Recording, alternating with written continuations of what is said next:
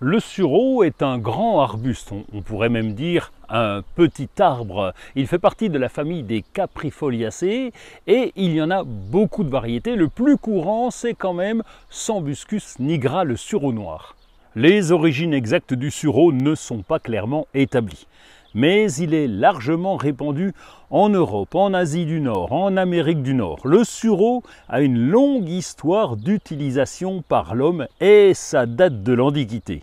Les Grecs anciens utilisaient le sureau pour traiter diverses affections médicales, notamment les maux de tête, les douleurs articulaires et les infections respiratoires. Les Romains aussi adoraient le sureau, alors pour la partie médicinale, mais aussi pour la partie culinaire. Et pendant qu'on y est, dans la mythologie nordique, le sureau était considéré comme un arbre sacré. On croyait qu'il était habité par des esprits protecteurs et qu'il avait le pouvoir de repousser les mauvais esprits.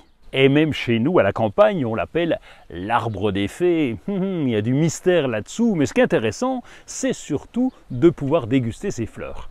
Alors les fleurs de sureau sont appréciées pour leur parfum délicat. Elles sont utilisées dans la préparation de boissons, de desserts et de produits cosmétiques. Elles sont souvent utilisées pour préparer des infusions et des tisanes. Ah oui, elles dégagent un parfum floral délicat. Elles peuvent être consommées chaudes ou froides. On les trouve même dans des boissons rafraîchissantes comme le sureau fizz ou le sureau champagne. Les sirops de fleurs de sureau sont souvent mélangés à de l'eau pétillante pour créer des boissons désaltérantes. On le sait moins, mais elles sont utilisées dans les produits cosmétiques aussi, notamment les crèmes, les lotions, les savons. Elles sont réputées pour apaiser la peau, pour réduire l'inflammation et pour éclaircir le teint. On va trouver également des fleurs de sureau dans les produits capillaires pour la brillance des cheveux. Et enfin, retour à la cuisine avec les fleurs de sureau. Elles ajoutent une saveur délicate et florale aux recettes telles que les sorbets, les crèmes, les biscuits, les crêpes et les sauces.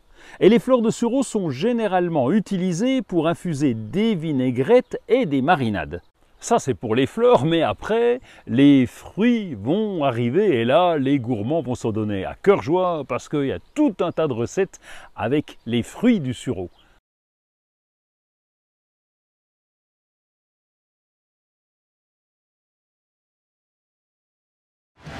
Retrouvez tout France Bleu sur francebleu.fr.